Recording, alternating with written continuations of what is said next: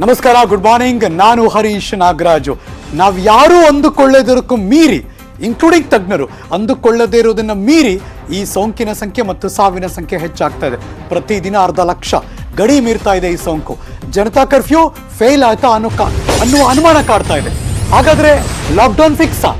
ಇವತ್ತಿನ ಸಭೆಯಲ್ಲಿ ಲಾಕ್ಡೌನ್ ಭವಿಷ್ಯ ನಿರ್ಧಾರವಾಗುವ ಎಲ್ಲ ಸಾಧ್ಯತೆ ಇದೆ. Breaking news.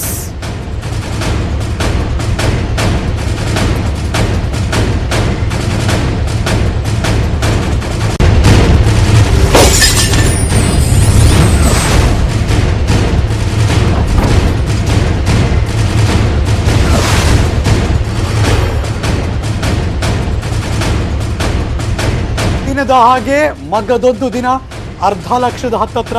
ಮೊನ್ನೆ 1,00,000 ಕ್ರಾಸ್ ಆಗಿತ್ತು. ನಿನ್ನೆ 1,00,000 ಹತ್ತತ್ರನೇ ಬಂದು ನಿಂತ್ಕೊಂಡಿದೆ. ಪ್ರತಿ ದಿನದ ಹಾಗೆ 350ಕ್ಕೂ ಹೆಚ್ಚು ಮಂದಿ ಸಾವನ್ನಪ್ಪಿದ್ದಾರೆ. ಇದು ಕರ್ನಾಟಕದ ಪರಿಸ್ಥಿತಿ. ಒಂದು ರೀತಿ ರಾಜ್ಯವನ್ನೇ ಬೆಚ್ಚಿ ಬೀಳಿಸ್ತಾ ಇದೆ ಈ ಕೊರೋನಾ ಲೆಕ್ಕ. 1,00,000 ಗಡಿ ಮೀರ್ತಾ ಇದೆ. Janata curfew fail, lockdown fix ಅನ್ನೋ ಮಾತುಗಳು ಕೇಳಿ ಬರ್ತಾ ಇದೆ. ಬೆಂಗಳೂರು ಜೊತೆಗೆ 10 ಜಿಲ್ಲೆಗಳು ಕೂಡ ಇನ್ ಡೇಂಜರ್. ಬೆಂಗಳೂರಿಗೆ ಹೊಂದಿಕೊಂಡಿರುವ ಜಿಲ್ಲೆಗಳನ್ನು ಸೇರಿಸಿ ಲಾಕ್ಡೌನ್ಗೆ ಈಗಾಗಲೇ ತಜ್ಞರಿಂದ ಸಲಹೆ ಕೂಡ ಕೊಟ್ಟಿದ್ದಾರೆ. ಲಾಕ್ಡೌನ್ ಮಾಡಿ, ಸುಪ್ರೀಂ ಕೋರ್ಟ್ ಆದಿಯಾಗಿ ಎಲ್ಲರೂ ಕೂಡ ಸಜೆಷನ್ಸ್ ಕೊಡ್ತಿದ್ದಾರೆ. ಕಠಿಣ ಕ್ರಮ ಕೈಗೊಳ್ಳದಿದ್ದರೆ ಮುಂದೆ ದೊಡ್ಡ ಅಪಾಯ ಅನ್ನುವ ಎಚ್ಚರಿಕೆಯನ್ನು ಕೂಡ ಕೊಡ್ತಿದ್ದಾರೆ. ಇವತ್ತು ಸಚಿವ ಸಂಪುಟ ಸಭೆ ಕರೆದಿದ್ದಾರೆ. ಸಂಜೆ 4 ಗಂಟೆಗೆ ಮುಖ್ಯಮಂತ್ರಿ BS ಯಡಿಯೂರಪ್ಪನವರು 12ರ ಬಳಿಕ ಕೈಗೊಳ್ಳಬೇಕಾದ ಕ್ರಮಗಳ ಬಗ್ಗೆ ಚರ್ಚೆ ನಡೆಸ್ತಾರೆ. ಮೇ 12 ತನಕ ಈಗಾಗಲೇ ಬಿಗಿ ಕ್ರಮ ಏನಿದೆ, ಅದಾದ್ಮೇಲೆ ಏನು ಮಾಡಬೇಕು, ಅಥವಾ ಇಮಿಡಿಯೇಟಾಗಿ ನಾಳೆಯಿಂದನೇ ಏನಾದ್ರು ಮಾಡೋಣ. ಲಾಕ್ಡೌನ್ಗೆ ಸರ್ಕಾರದ ಚಿಂತನೆ ಕನಿಷ್ಠ 2 ವಾರ. ಬಿಕಾಸ್ ಒಂದು ಚೈನ್ ಲಿಂಕ್ ಬ್ರೇಕ್ ಆಗಬೇಕು ಅಂದರೆ 14 ದಿನಗಳು ಏನಾದರೂ ಕಠಿಣ ಕ್ರಮ ತೆಗೆದುಕೊಳ್ಳಬೇಕು. 2 ವಾರ ಲಾಕ್ಡೌನ್ಗೆ CM ಚಿಂತನೆ ನಡೆಸ್ತಾ ಇದ್ದಾರೆ. 10 ಜಿಲ್ಲೆಗಳು ಕೂಡ ದೊಡ್ಡ ಡೇಂಜರ್ನಲ್ಲಿದೆ. ಇವತ್ತಿನ ಸಭೆಯಲ್ಲಿ ಅಭಿಪ್ರಾಯವನ್ನು ಸಂಗ್ರಹ ಮಾಡಿ ಕೋವಿಡ್ ಉಸ್ತುವಾರಿ ಸಚಿವರು, ಅಧಿಕಾರಿಗಳು ಎಲ್ಲರೂ ಕೂಡ ಇವತ್ತು ಭಾಗಿಯಾಗ್ತಾರೆ. ಲಾಕ್ಡೌನ್ಗೆ ಈಗಾಗಲೇ ತಜ್ಞರು ಕೂಡ ಅಭಿಪ್ರಾಯವನ್ನು ವ್ಯಕ್ತಪಡಿಸಿದ್ದಾಗಿದೆ. ಲಾಕ್ಡೌನ್ ಯಾಕೆ ಅಂತ ಒಂದು ಪ್ರಶ್ನೆ. ಯಾಕೆ ರಾಜ್ಯದಲ್ಲಿ 50,000 ಗಡಿ ದಾಟ್ತಾ ಇದೆ? ವೆರಿ ಟ್ರೂ, ಲಾಕ್ಡೌನ್ ಮಾಡಬೇಕು. ಇತರೆ ರಾಜ್ಯಗಳಿಗೆ ಹೋಲಿಸಿದ್ರೆ ಕರ್ನಾಟಕ ದೊಡ್ಡ ಮಟ್ಟದಲ್ಲಿ ಡೇಂಜರ್ನಲ್ಲಿದೆ. ಲಾಕ್ಡೌನ್ ಮಾಡಿ. 11 ಜಿಲ್ಲೆಗಳಲ್ಲಿ ಪ್ರತಿದಿನ 1000ಕ್ಕಿಂತ ಹೆಚ್ಚು ಕೇಸ್ಗಳು ದಾಖಲಾಗ್ತಾ ಇದೆ. ಲಾಕ್ಡೌನ್ ಮಾಡಿ. ಜಿಲ್ಲೆಗಳಲ್ಲಿ ಸಾವಿನ ಸಂಖ್ಯೆಯಲ್ಲೂ ಕೂಡ ಏರಿಕೆ ಕಾಣ್ತಾ ಇದೆ. ಲಾಕ್ಡೌನ್ ಮಾಡಿ. ಸೋಂಕಿನ ಚೈನ್ ಲಿಂಕ್ ಕಟ್ ಮಾಡಬೇಕಾದಂಥ ಅನಿವಾರ್ಯದ ಪರಿಸ್ಥಿತಿ, ಹಾಗಾಗಿ ಲಾಕ್ಡೌನ್ ಮಾಡಿ. ಅಗತ್ಯ ವಸ್ತು ಖರೀದಿ ಹೆಸರಿನಲ್ಲಿ ಜನ ಹೊರಗೆ ಬರ್ತಾ ಇದ್ದಾರೆ. ಪ್ರತಿ ದಿನದೂ ಕೂಡ ಹೆಚ್ಚಾಗ್ತಾ ಇದೆ. ಹಾಗಾಗಿ ಸೋಂಕು ಹೆಚ್ಚಾಗ್ತಾ ಇದೆ. ಲಾಕ್ಡೌನ್ ಮಾಡಿ. ಸಾಮಾಜಿಕ ಅಂತರ, ಮಾಸ್ಕ್ ಬಗ್ಗೆ ಜನ ಯಾರು ತಲೆ ಕೆಡಿಸ್ಕೊತಾ ಇಲ್ಲ. ಇನ್ನಿರೋದು ಲಾಕ್ಡೌನ್ ಮಾಡೋದು ಒಂದೇ. ನಂಬರ್ 8, ಅಂತಾರಾಜ್ಯ ಜಿಲ್ಲಾ ಸಂಚಾರಕ್ಕೆ ಬ್ರೇಕ್ ಹಾಕೋದಕ್ಕೆ ಲಾಕ್ಡೌನ್ ಮಾಡಿ. ನಂಬರ್ 9, ಮಾರುಕಟ್ಟೆಗಳಿಂದ ಹೆಚ್ಚಿನ ಸೋಂಕು ಹರಡ್ತಾ ಇದೆ. ಲಾಕ್ಡೌನ್ ಮಾಡಿ. ನೆರೆ ರಾಜ್ಯಗಳಲ್ಲಿ ಈಗಾಗಲೇ ಲಾಕ್ಡೌನ್ ಆಗಿದೆ, ಇಲ್ಲೂ ಲಾಕ್ಡೌನ್ ಮಾಡಿ. ಸೊ ಹಾಗಾಗಿ ಈ 10 ಅಂಶಗಳನ್ನು ಗಮನಿಸಿದಾಗ ಮುಂದಿನ ದಿನದಲ್ಲಿ ಇನ್ಯಾವುದೋ ಅತಿರೇಕಕ್ಕೆ ಹೋಗಿ ಕೈ ಮೀರಿ ಹೋಗಿ ಇನ್ನೇನು ಮಾಡೋಕ್ಕಾಗಿರೋ ಪರಿಸ್ಥಿತಿ. ಜನ ಸಾಯ್ತಿದ್ದಾರೆ, ಸೋಂಕಾಗ್ತಿದೆ, ಏನೂ ಮಾಡೋಕ್ಕಾಗಲ್ಲಪ್ಪ ಭಗವಂತ ಕಾಪಾಡು ಅಂತ ಕೈ ಮುಗಿಯೋಕ್ಕೆ ಮುಂಚೆ ಲಾಕ್ಡೌನ್ ಮಾಡಿ. ಇನ್ನು ತಜ್ಞರ ಸಲಹೆ ಕೊಡ್ತಿದ್ದಾರೆ. ಕೊರೋನಾ ತಡೆಗೆ ಲಾಕ್ಡೌನ್ ಪರಿಹಾರ ಕ್ಲಿಯರ್ ಆಗಿ ಹೇಳ್ತಿದ್ದಾರೆ. ಹಾಗಾಗಿ ಲಾಕ್ಡೌನ್ ಮಾಡಬೇಕು. ಲಾಕ್ಡೌನ್ ನಿಂದ ಮಾತ್ರ ಈ ಚೈನ್ ಲಿಂಕ್ ಕಟ್ ಮಾಡೋಕೆ ಸಾಧ್ಯ. ಆಗಲೇ ಮೆನ್ಷನ್ ಮಾಡಿದ್ದೆ, ತಜ್ಞರು ಅದೇ ಹೇಳ್ತಿದ್ದಾರೆ. ಲಾಕ್ಡೌನ್ ಮಾಡದೇ ಇದ್ರೆ ಸೋಂಕು ಸಾವು ಹೆಚ್ಚಳ ಆಗುತ್ತೆ. ಆಸ್ಪತ್ರೆ ಬೆಡ್ಡು, ಆಕ್ಸಿಜನ್ ಸಮಸ್ಯೆ ಎಲ್ಲ ಆಗ್ತಿದೆ. ಅಂದರೆ ಇನ್ನು ಮುಂದಕ್ಕೆ ಏನು ಮಾಡಬೇಕು? ಲಾಕ್ಡೌನ್ ಮಾಡಿ. ಈಗಿನ ಸ್ಥಿತಿಯಲ್ಲೇ ರೋಗಿಗಳಿಗೆ ಚಿಕಿತ್ಸೆ ಸಿಗ್ತಾ ಇಲ್ಲ. ಸೋಂಕು ಜಾಸ್ತಿ ಆದರೆ ಪರಿಸ್ಥಿತಿ ಕೈಮೀರೋಗುತ್ತೆ. ಬೆಂಗಳೂರಿನ ಪರಿಸ್ಥಿತಿ ಜಿಲ್ಲೆಗಳಲ್ಲಿ ಕೂಡ ಬಂದೋ ಚಾನ್ಸ್ ಇದ್ದೇ ಇದೆ. ನೆರೆಯ ಮುಂಬೈ ಲಾಕ್ಡೌನ್ನಿಂದ ಅಲ್ಲಿ ಸೋಂಕು ಕಡಿಮೆ ಆಗಿದೆ. ಮುಂಬೈ ಮಾದರಿ ಅನುಸರಿಸುವಂಥ ಲೆಕ್ಕಾಚಾರ ಇಲ್ಲೂ ಕೂಡ ಅನಿವಾರ್ಯ ಆಗಿದೆ. ಹಾಗಾಗಿ ತಜ್ಞರು ಸಲಹೆಯನ್ನು ಕೊಟ್ಟಿದ್ದಾರೆ. ಈ ಎಲ್ಲ ಬೆಳವಣಿಗೆಗಳ ಬಗ್ಗೆ, ಇವತ್ತು ಮೀಟಿಂಗ್ ಬಗ್ಗೆ ನನ್ನ ಸಹೋದ್ಯೋಗಿ ಸಂಜಯ್ ಇದೀಗ ನೇರ ಸಂಪರ್ಕದಲ್ಲಿ ಜಾಯಿನ್ ಆಗ್ತಿದ್ದಾರೆ. Very good morning Sanjay. May 12 ತನಕ ಬಿಗಿ ಕ್ರಮ ಇದೆ. ಮೇ 12 ಬರೋದಕ್ಕೆ ಇನ್ನೂ ಕೂಡ ಟೈಮ್ ಇದೆ. ಬಟ್ ಈಗಲೇ ಈ ಕೇಸ್ಗಳನ್ನ ನೋಡ್ತಾ ಇದ್ರೆ ತತ್ಕ್ಷಣ ಮೀಟಿಂಗ್ ಮಾಡಿ ಇಮಿಡಿಯೇಟ್ ಆಗಿ ಲಾಕ್ಡೌನ್ ಮಾಡುವ ಚಾನ್ಸಸ್ ಎಷ್ಟಿದೆ ಸಂಜಯ್?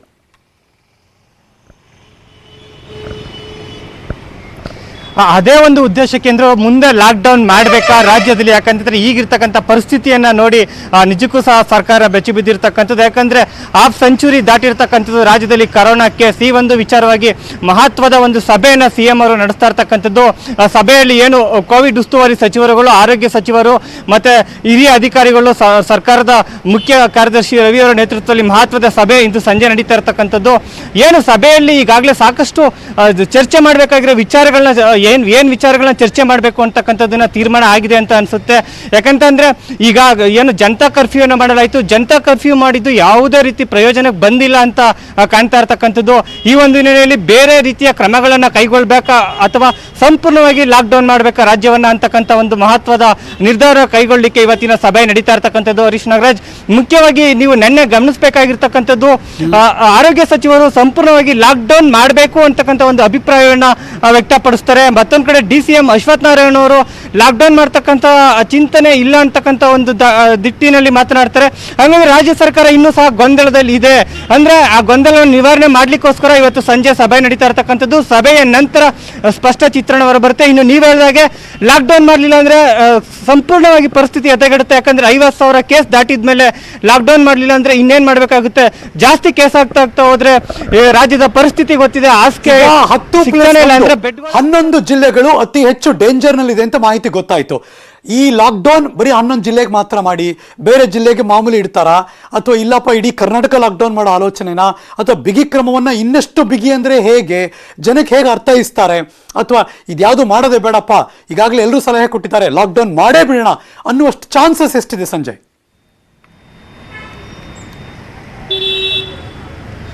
ಲಾಕ್ಡೌನ್ ಮಾಡೇ ಬಿಡೋಣ ಅಂತಕ್ಕಂಥ ಒಂದು ತೀರ್ಮಾನಕ್ಕೆ ಸರ್ಕಾರ ಬರಬಹುದು. ಆದ್ರೆ ಸಹ ಅದು ಅಷ್ಟು ಸುಲಭವಾದ ಪರಿಸ್ಥಿತಿಯಲ್ಲಿ ಸರ್ಕಾರ ಇಲ್ಲ. ಯಾಕಂದ್ರೆ ರಾಜ್ಯದ ಆರ್ಥಿಕ ಪರಿಸ್ಥಿತಿಯನ್ನು ಸಹ ನೋಡ್ಬೇಕಾಗುತ್ತೆ. ಇದನ್ನೇ ಪದೇ ಪದೇ ಹೇಳ್ತೀವಿ. ಈ ಹಿಂದೆನೂ ಸಹ ಇದೇ ಆರ್ಥಿಕ ಪರಿಸ್ಥಿತಿಯನ್ನು ನೋಡಿಕೊಂಡು ಸಂಪೂರ್ಣವಾದ ಲಾಕ್ಡೌನ್ ಮಾಡೋಕ್ಕಾಗಲ್ಲ ಅಂತ ಒಂದು ಅಭಿಪ್ರಾಯಕ್ಕೆ ಬಂದಿದ್ದು.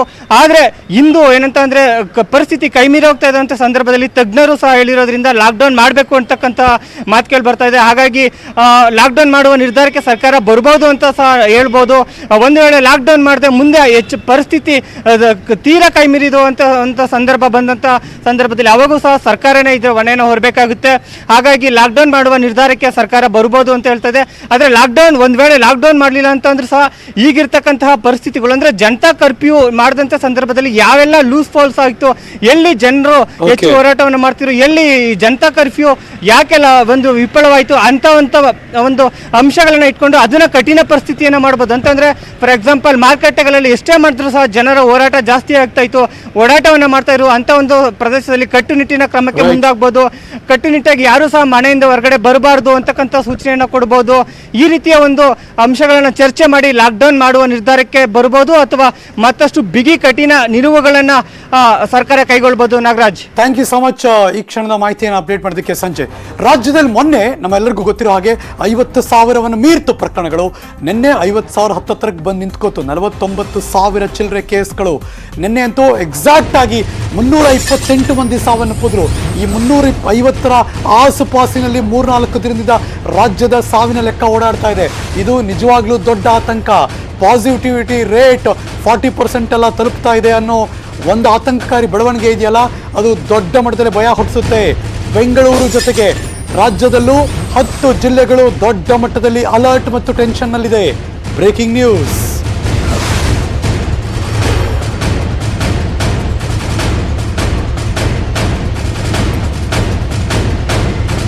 ಬೆಂಗಳೂರು 49,000 ಪ್ಲಸ್ 50,000 ಇಟ್ಕೊಳ್ಳಿ ಅಲ್ಲಿ.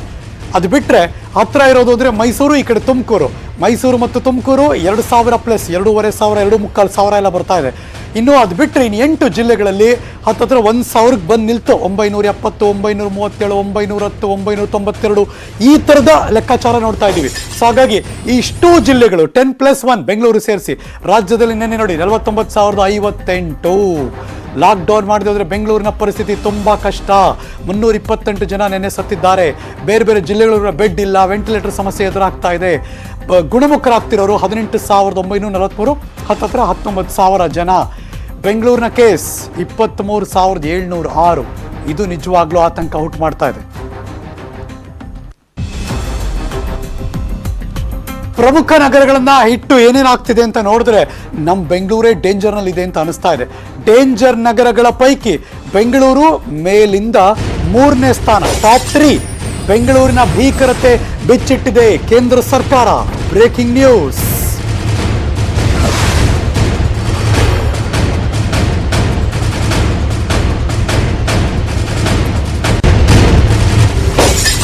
ಇಡೀ ದೇಶದಲ್ಲಿ 7 ರಾಜ್ಯಗಳು ದೊಡ್ಡ ಡೇಂಜರ್ನಲ್ಲಿದೆ. ಅದರಲ್ಲಿ ಕರ್ನಾಟಕ, ಮಹಾರಾಷ್ಟ್ರ ಇದ್ದೇ ಇದೆ. ಮುಂಬೈ ಬಿಟ್ಟರೆ ಹೆಚ್ಚು ಆತಂಕ, ಕಳವಳಕಾರಿ, ಇನ್ನೇನಾಗ್ತಿದ್ಯಪ್ಪ ಈ ಊರಲ್ಲಿ ಅಂತ ಕಂಡುಬಿಟ್ಟು ನೋಡಿದ್ರೆ ಅದು ಬೆಂಗಳೂರೇ ಆಗಿರುತ್ತೆ. 3ನೇ ಅಲೆಯಿಂದಲೂ ಕೂಡ ಬೆಂಗಳೂರಿಗೆ ಕಾದಿದೆಯಂತೆ ಕಂಟಕ. 3ನೇ ಅಲೆ ತಜ್ಞರ ಪ್ರಕಾರ ಈ ತಿಂಗಳ 3ನೇ ವಾರದಿಂದ ಶುರುವಾಗುತ್ತೆ. ಜೂನ್ನಲ್ಲಿ ಇದ್ದೇ ಇರುತ್ತೆ. ದೊಡ್ಡ ಮಟ್ಟದಲ್ಲಿ 1 ಲಕ್ಷ ಸೋಂಕಿನ ಏಕೈಕ ಸಿಟಿ ಬೆಂಗಳೂರು. ಮುಂಬೈ, ದೆಹಲಿಯನ್ನೂ ಮೀರಿಸ್ತಾ ಇದೆ ಈ ಬೆಂಗಳೂರು. ಸಕ್ರಿಯ ಕೇಸ್ಗಳು ಬೆಂಗಳೂರಿನಲ್ಲೇ ಅತಿ ಹೆಚ್ಚು ಆಕ್ಟಿವ್ ಕೇಸಸ್ ಅಲ್ಲಿರೋದು. ಅಂದರೆ ಇನ್ನೂ ಅವರೆಲ್ಲ ಕೂಡ ಅಡ್ಮಿಟ್ ಆಗಿದ್ದಾರೆ, ಟ್ರೀಟ್ಮೆಂಟ್ ಪಡ್ಕೋತಾ ಇದ್ದಾರೆ, ICUನಲ್ಲಿದ್ದಾರೆ, ವೆಂಟಿಲೇಟರ್ನಲ್ಲಿದ್ದಾರೆ. ಇಡೀ ದೇಶದಲ್ಲಿ ಅತಿ ಹೆಚ್ಚು ಈ ಕ್ಷಣ ಇರೋದು ಬೆಂಗಳೂರೇ ದೊಡ್ಡದಾಗಿ ಹೋಗ್ತಾ ಇರೋದು.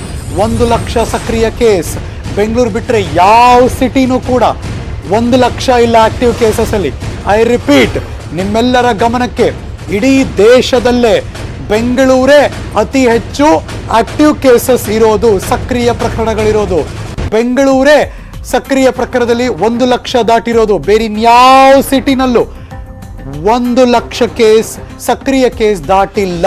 ನನ್ನ ಸಹೋದ್ಯೋಗಿ ಮುನಿರಾಜು ನೇರ ಸಂಪರ್ಕದಲ್ಲಿ ಜಾಯಿನ್ ಆಗ್ತಿದ್ದಾರೆ. Good morning Muniraju. 1 ಲಕ್ಷ, ಇಡೀ ದೇಶದಲ್ಲಿ ನಮಗಿಂತ ದೊಡ್ಡ ಜನಸಂಖ್ಯೆ ಇರೋ ಸಿಟಿ ಇದೆ, ನಮಗಿಂತ ದೊಡ್ಡ ಸ್ಟೇಟಲ್ಲಿ ಅತಿ ಹೆಚ್ಚು ಅಟ್ಯಾಕ್ ಆಗಿದೆ. ಬಟ್ ಸ್ಟಿಲ್ ಬೆಂಗಳೂರೇ ಯಾಕೆ ಇಷ್ಟೊಂದು? ಹೀಗೆ ಮುಂದುವರೆದರೆ ಈಗಲೇ ಬೆಡ್ಡು, ವೆಂಟಿಲೇಟರು, ಏನು ಫೆಸಿಲಿಟೀಸ್ಗಳು ಸಿಗ್ತಾ ಇಲ್ಲ. ಮುಂದೇನು ದೊಡ್ಡ ಥ್ರೆಟ್ ಇದು, ಆತಂಕ ಇದು ಮುನಿರಾಜು.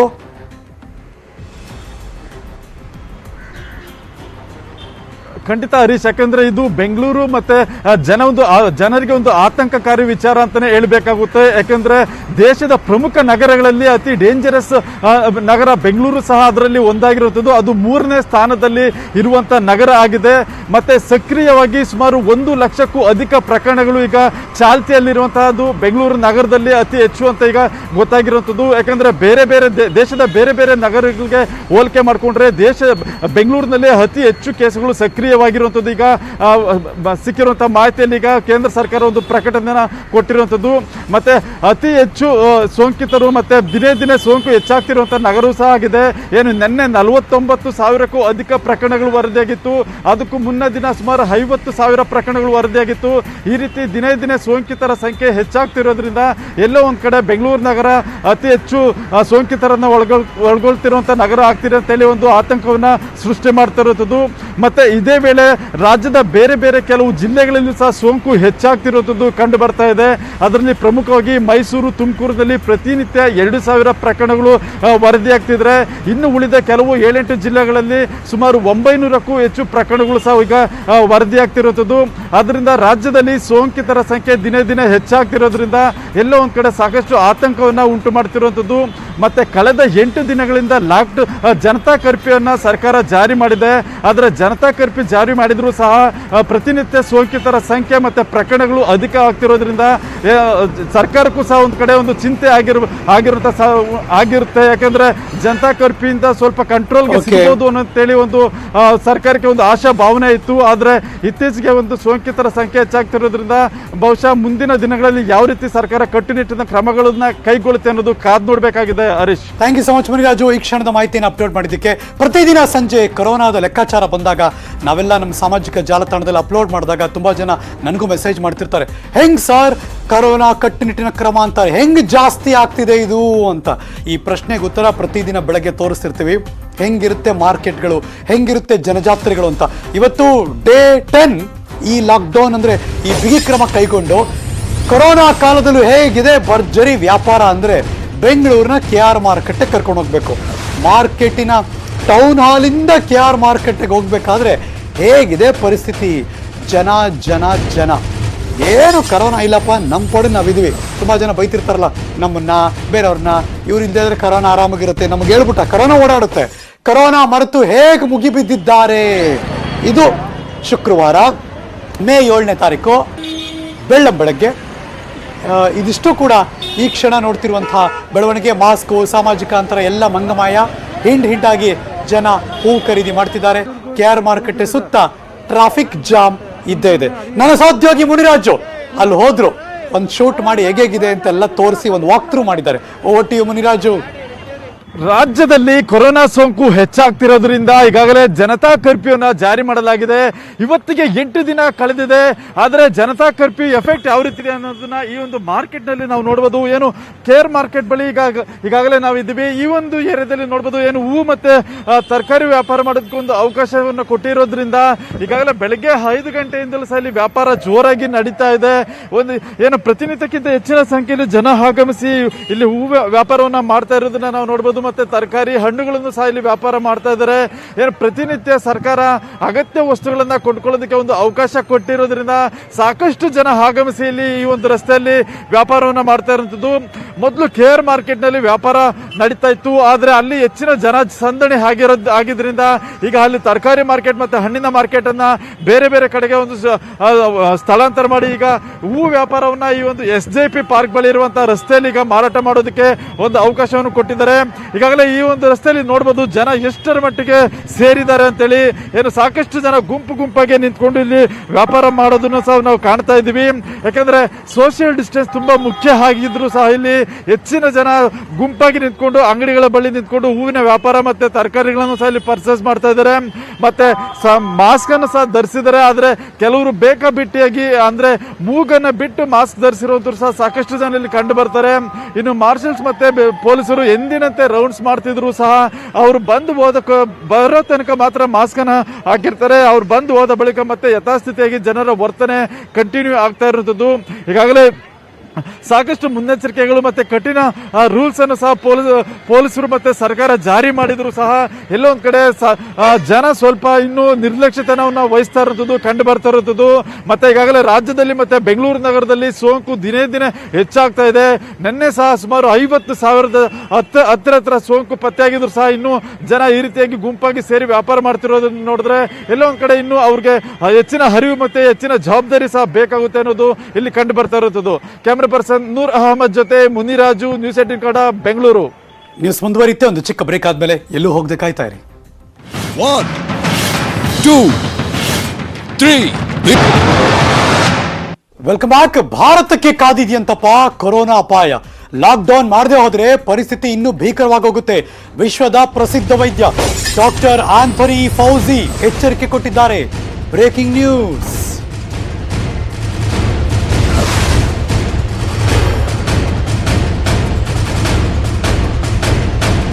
ವಿಶ್ವದ ಪ್ರಸಿದ್ಧ ವೈದ್ಯ ಕೊಟ್ಟಿರುವಂತಹ ಎಚ್ಚರಿಕೆ ಭಾರತದ ಈ ಕ್ಷಣದ ಪರಿಸ್ಥಿತಿಯನ್ನ ನೋಡಿ. ಅವ್ರು ಹೇಳಿರೋದು ಬೆಚ್ಚ ಬೀಳಿಸೋ ಹಾಗಿದೆ. ಭಾರತದ ಭವಿಷ್ಯ, ಭಾರತಕ್ಕೆ ಡಾಕ್ಟರ್ ಆಂಥೋನಿ ಫೌಜಿ ಕೊಟ್ಟಿರುವಂತಹ ಎಚ್ಚರಿಕೆ ಏನು? ನೆಟ್ವರ್ಕ್ 18 ನಲ್ಲಿ ಡಾಕ್ಟರ್ ಆಂಥೋನಿ ಫೌಜಿ ಎಕ್ಸ್ಕ್ಲೂಸಿವ್ ಸಂದರ್ಶನ. ಭಾರತ ದೇಶವನ್ನೇ 3 ವಾರ ಲಾಕ್ ಡೌನ್ ಮಾಡಬೇಕು, ಇಲ್ಲದೆ ಹೋದ್ರೆ ಸೋಂಕು ಹೆಚ್ಚಳ ಆಗುತ್ತೆ, ಸಾವನ್ನ ತಹಬದಿಗೆ ತರೋದು ಬಹಳ ಕಷ್ಟ ಆಗೋಗುತ್ತೆ. ಇದನ್ನ ಮೆನ್ಷನ್ ಮಾಡಿರೋದು ವಿಶ್ವದ ಪ್ರಖ್ಯಾತ ವೈದ್ಯ ಡಾಕ್ಟರ್ ಆಂಥೋನಿ ಫೌಜಿ. ಭಾರತಕ್ಕೊಂದು ಸಲಹೆ ಕೊಟ್ಟಿದ್ದಾರೆ. 3 ವಾರ ನೀವು ಲಾಕ್ ಡೌನ್ ಮಾಡಿ, ಹಂಗೆ ಮಾಡಿದ್ರೆ ಮಾತ್ರ ನೀವು ಬಚಾವ್ ಆಗೋಕೆ ಸಾಧ್ಯ. ಇಲ್ಲದೆ ಹೋದ್ರೆ ಅಮೆರಿಕಾಗಿಂತ ಭಾರತದ ಸ್ಥಿತಿ ಭೀಕರ ಆಗೋಗುತ್ತೆ. ಅಮೆರಿಕದ ಜನಸಂಖ್ಯೆ ಎಷ್ಟು ಸ್ವಾಮಿ? 30-35 ಕೋಟಿ. ಭಾರತ 135 ಕೋಟಿ. ಆ ಥರದ್ದೇನಾದ್ರೂ ಆಗಿ ಹೋದರೆ ಯಾವ ರೇಂಜ್ಗೆ ಏನೇನೆಲ್ಲ ಬಿಗಡಾಯಿಸ್ಬಿಡುತ್ತೆ ಅಂತ ಇಮ್ಯಾಜಿನ್ ಮಾಡ್ಕೊಳಕ್ಕಾಗಲ್ಲ. ನೆಟ್ವರ್ಕ್ 18 ನಲ್ಲಿ doctor Anthony Fauji exclusive interview ನಿಮ್ಮ ಮುಂದೆ ನಾವು ತೆರೆದಿಡ್ತಾ ಇದ್ದೀವಿ. Actual relationships by production within India, because remember, prior to this, India was the largest vaccine producing country in the world. That's correct. So you've got to now take your own resources, make vaccine yourself. I know there's a supply shortage. Yes. But try and get as many supplies as possible, say in New Delhi and in Mumbai or wherever. The fact is that's going to take a while to get that up and running.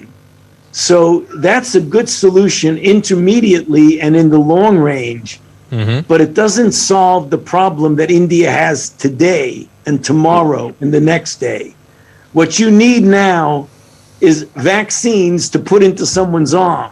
We are, and we would imagine literally as I'm speaking to you, within the next few days to a week, we'll be able to know what the capability of the currently used vaccines are to protect and to what degree they protect against 617. But today, we don't have that data. But literally imminently, within days to a week, we would know.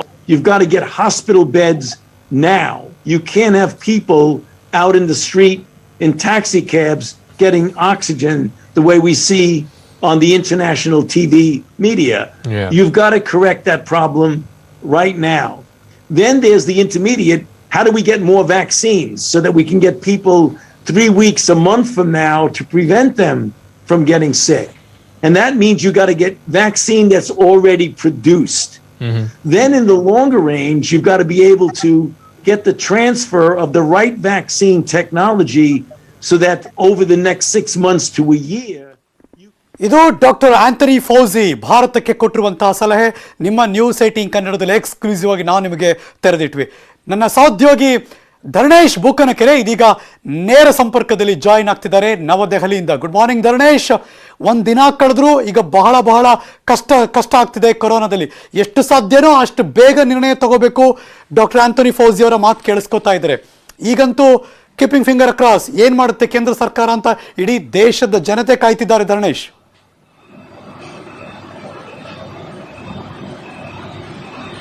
Harish, ಈಗಾಗಲೇ ದೇಶದ ಸರ್ವೋಚ್ಚ ನ್ಯಾಯಾಲಯ ಹೇಳಿತ್ತು, ಮತ್ತೆ ದೇಶದ ಬೇರೆ ಬೇರೆ ವಿಶ್ವವಿದ್ಯಾನಿಲಯಗಳ ವಿದ್ವಾಂಸರು ಹೇಳಿದ್ರು, ಆರೋಗ್ಯ ಕ್ಷೇತ್ರದ ತಜ್ಞರು ಕೂಡ ಈ ರೀತಿಯ ಅಭಿಪ್ರಾಯವನ್ನ ವ್ಯಕ್ತಪಡಿಸಿದ್ದು, ಪ್ರತಿಪಕ್ಷದ ನಾಯಕ ರಾಹುಲ್ ಗಾಂಧಿ ಹೇಳಿದ್ರು. ಈಗ ಮತ್ತೊಂದು ಆಘಾತಕಾರಿ ಮಾತುಗಳು ಕೇಳಿಬರ್ತಿರೋದು ಏನಂತಂದ್ರೆ, ಮತ್ತೆ ನಮ್ಮದೇ ನ್ಯೂಸ್ 18 ನೆಟ್ವರ್ಕ್ಗೆ ಇಡೀ ಪ್ರಪಂಚದ ಆರೋಗ್ಯ ಕ್ಷೇತ್ರದ ಖ್ಯಾತ ವೈದ್ಯ ಅಂತ ಹೇಳಿಸ್ಕೊಂಡಿರುವಂತಹ ಡಾಕ್ಟರ್ ಅಂಥೋನಿ ಫೌಸಿ ಅವರು ಮಾತನಾಡಿದರೆ, ಆ ಇಂಟರ್ವ್ಯೂನಲ್ಲಿ ಅವರು ಬಹಳ ಒಂದು ಕಟು ವಾಸ್ತವವನ್ನ ಮುಂದಿಟ್ಟಿದ್ದಾರೆ. ಏನಂತಂದ್ರೆ, ಭಾರತ 3 ವಾರಗಳ ಕಾಲ ಲಾಕ್ ಡೌನ್ ಮಾಡದೇ ಇದ್ರೆ ಈ ಕರೋನಾ ಹೊಡೆತದಿಂದ, ಅಂದ್ರೆ ಬರುವಂತಹ 3ನೇ ಅಲೆಯ ಕರೋನಾ ಹೊಡೆತದಿಂದ ಬಚಾವಾಗಲಿಕ್ಕೆ ಸಾಧ್ಯವೇ ಇಲ್ಲ ಅನ್ನುವಂತಹ ಬಹಳ ಸ್ಪಷ್ಟವಾದಂತಹ ನಿಖರವಾದಂತಹ ಮಾಹಿತಿಯನ್ನ ನೀಡಿದ್ದಾರೆ ಮತ್ತು ಅಷ್ಟೇ ಎಚ್ಚರಿಕೆಯನ್ನ ನೀಡಿದ್ದಾರೆ. ಮತ್ತೆ ಈ ಡಾಕ್ಟರ್ ಅಂಥೋನಿ ಫೌಸಿ ಅವರ ಮಾತುಗಳನ್ನ ಯಾಕೆ ಗಂಭೀರವಾಗಿ ಪರಿಗಣಿಸಬೇಕು ಅನ್ನೋದಾದ್ರೆ, ಹಿಂದೆ ಅಮೆರಿಕಾದಲ್ಲೂ ಕೂಡ ಇದೇ ರೀತಿಯ ಭವಿಷ್ಯವನ್ನ ಹೇಳಿದ್ರು.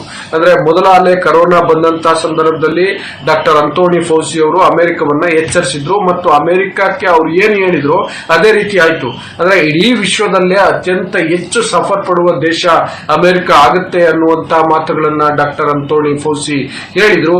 ಅದೇ ರೀತಿ ನಾವು ನೋಡಿದ್ವಿ. ಇವತ್ತಿಗೂ ಕೂಡ ಭಾರತ, ಅಫ್ಕೋರ್ಸ್ ಭಾರತದಲ್ಲಿ ಈಗ ಪ್ರತಿದಿನ 4 ಲಕ್ಷಕ್ಕೂ ಹೆಚ್ಚು ಪ್ರಕರಣಗಳು ಬರ್ತಿರ್ಬೋದು, ಆದ್ರೂ ಕೂಡ ಈಗಲೂ ಅತಿ ಹೆಚ್ಚು ಪ್ರಕರಣಗಳಿರುವಂತದ್ದು ಅಮೆರಿಕದಲ್ಲಿ.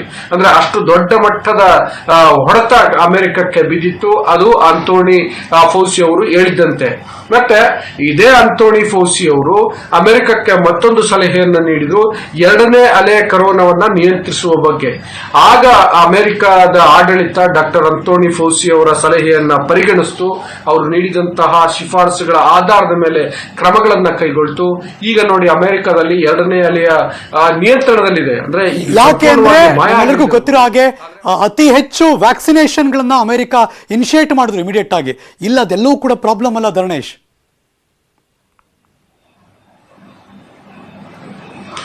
ಎಕ್ಸಾಕ್ಟ್ಲಿ. ಈಗ ಬಹಳಷ್ಟು ಹರ್ಡಲ್ಸ್ ಗಳು ಇರ್ತವೆ, ಬಟ್ ಅಂತದ್ರ ನಡುವೆ ಕೂಡ ಈಗ ಅವ್ರೇನ್ ಹೇಳಿದ್ರು, 3 ವಾರ ಲಾಕ್ ಡೌನ್ ಮಾಡಿ ಅಂತಂದ್ರೆ, ಒಂದು ಈಗ ಫಾರ್ ಎಕ್ಸಾಂಪಲ್ ಕರೋನಾ ಹರಡುತ್ತಿರುವಂತ ಈ ಚೈನ್ ಕಟ್ ಆಗುತ್ತೆ, ಅಲ್ಲಿಗೆ ನಿಮ್ಮ ದೊಡ್ಡದೊಂದು ಸಮಸ್ಯೆ ಬಗ್ಗೆ ಇರುತ್ತೆ. ಮತ್ತೆ ಆ 3 ವಾರಗಳ ಸಂದರ್ಭದಲ್ಲಿ ಖಂಡಿತಕ್ಕೂ ಕೂಡ ಕೇಂದ್ರ ಸರ್ಕಾರ, ರಾಜ್ಯ ಸರ್ಕಾರ ಮತ್ತು ಸಂಬಂಧಪಟ್ಟಂತವರು, ಅಧಿಕಾರಿಗಳು, ಜನಸಾಮಾನ್ಯರು ಎಲ್ಲರೂ ಕೂಡ ಮುಂದೆ ಏನ್ ಮಾಡಬೇಕು ಅನ್ನೋ ನಿಟ್ಟಿನಲ್ಲಿ ಅಣಿಯಾಗಬೇಕು. ಅಂದ್ರೆ ಕರೋನಾವನ್ನ ನಿಯಂತ್ರಿಸುವ ನಿಟ್ಟಿನಲ್ಲಿ ಏನೇನ್ ಮಾಡಬೇಕು, ಒಬ್ಬ ನಾಗರಿಕ ಆಗಿ ನಾನೇನ್ ಮಾಡಬೇಕು ಅಂತ ಸರ್ಕಾರ ಆಗಿ ತಾವೇನ್ ಮಾಡಬೇಕು ಅಂತ ಎಲ್ಲರೂ ಕೂಡ ಯೋಚನೆ ಮಾಡಿದೆ ಆದ್ರೆ ಖಂಡಿತಕ್ಕೂ ನಿಯಂತ್ರಣಕ್ಕೆ ಬರಬಹುದು ಎನ್ನುವಂಥದ್ದು ಡಾಕ್ಟರ್ ಅಂಥೋನಿ ಫೌಸಿ ಅವರ ಮಾತಿನ ಸಾರಾಂಶ. ಸೊ ಹಾಗಾಗಿ ಕೇಂದ್ರ ಸರ್ಕಾರ ಈಗ ಡಾಕ್ಟರ್ ಅಂಥೋನಿ ಫೌಸಿ ಅವರ ಮಾತುಗಳನ್ನ ಗಂಭೀರವಾಗಿ ಪರಿಗಣಿಸುತ್ತಾ ಅನ್ನುವಂಥದ್ದನ್ನ ಕಾದ್ ನೋಡ್ಬೇಕು. ನಾನು ಹಾಗೆ ಹೇಳಿದೆ, ಯಾಕೆ ಅವ್ರ ಮಾತುಗಳನ್ನ ಗಂಭೀರವಾಗಿ ಪರಿಗಣಿಸಬೇಕು ಅಂತ ಅಮೆರಿಕದ ಉದಾಹರಣೆ ಕೊಟ್ಟಿದೆ. ಕಾದ್ ನೋಡ್ಬೇಕಾಗುತ್ತೆ Harish. Thank you so much Ganesh Bookanakere ಈ ಕ್ಷಣದ ಮಾಹಿತಿಯನ್ನು ಅಪ್ಡೇಟ್ ಮಾಡಿದ್ದಕ್ಕೆ.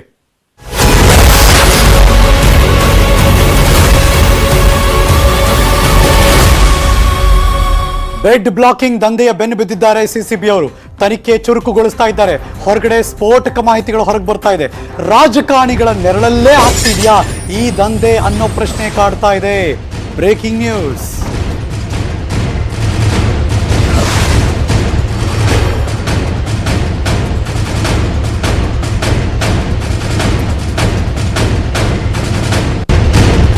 ಸಂಸದ ತೇಜಸ್ವಿ ಸೂರ್ಯ ಇದನ್ನ ಪತ್ತೆ ಹಚ್ಚಿದ್ರು. ಅವ್ರು ಪತ್ತೆ ಹಚ್ಚಿದ್ರು ಅಷ್ಟೇ. ತೇಜಸ್ವಿ ಅವ್ರಿಗೂ ಮುಂಚೆನೆ ಕೆಲವರಿಗೆ ಗೊತ್ತಿತ್ತ ಈ ರಾಜಕಾರಣಿಗಳ ನೆರಳಲ್ಲಿ ನಡೀತಿದೆ ಅಂದ್ರೆ ಬೇರೆಯವ್ರಿಗೆ ಗೊತ್ತಿತ್ತು ಅಂತಾನೆ ಅರ್ಥ. ಆ ಪ್ರಶ್ನೆ ಕಾಡ್ತಿದೆ ಈಗ. ರಾಜಕಾರಣಿಗಳ ಮುಖವಾಡ ಕಳಚ್ತಾ ಇದೆ ತನಿಖೆ. ಬೆಡ್ ಬ್ಲಾಕಿಂಗ್ ಏಜೆಂಟರಿಂದ ಸ್ಫೋಟಕ ಸತ್ಯ. ಕಮಿಷನ್ ಆಸೆಗೆ ಕೆಟ್ಟ ಕೆಲಸ ಮಾಡಿಬಿಟ್ಟಿದ್ದೀವಿ. ತನಿಖೆ ವೇಳೆ ತಪ್ಪೊಪ್ಪಿಕೊಂಡು ಏಜೆಂಟ್ಗಳು ಕಣ್ಣೀರು ಹಾಕಿದಾರಂತೆ.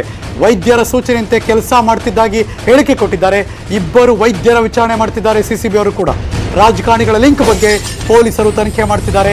ಹಲವರಿಂದ ಲಕ್ಷಾಂತರ ರೂಪಾಯಿ ಇವರ ಅಕೌಂಟ್ಗಳಿಗೆ ಬಂದು ಬಿದ್ದಿದೆ.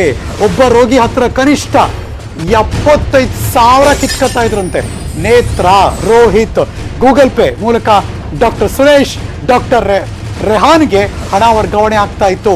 ಯಾವುದೇ ರಾಜಕಾರಣಿ ಹೆಸರು ಇನ್ನೂ ಕೂಡ ಹೇಳಿಲ್ಲ ಬಂಧಿತರು.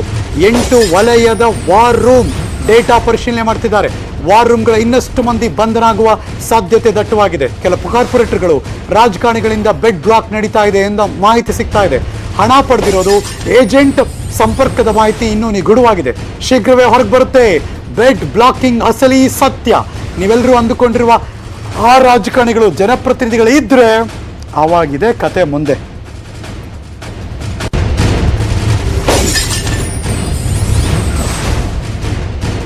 ಈ ಬೆಡ್ ಬ್ಲಾಕಿಂಗ್ ದಂಧೆ ಎಲ್ಲಿ ಶುರುವಾಯಿತು, ಎಲ್ಲಿಗೆ ಬಂತು, ಯಾರಿಗೆ ಅಟ್ಕಾಯಿಸ್ಕೊಳ್ಳುತ್ತೆ, ಲೆಟ್ಸ್ ಸಿ ನೋಡೋಣ ಸಿಸಿಬಿ ಅವರು ಏನೇನು ವಿಷಯಗಳನ್ನ ಹೊರಗಾಕ್ತಾರೆ ಅಂತ.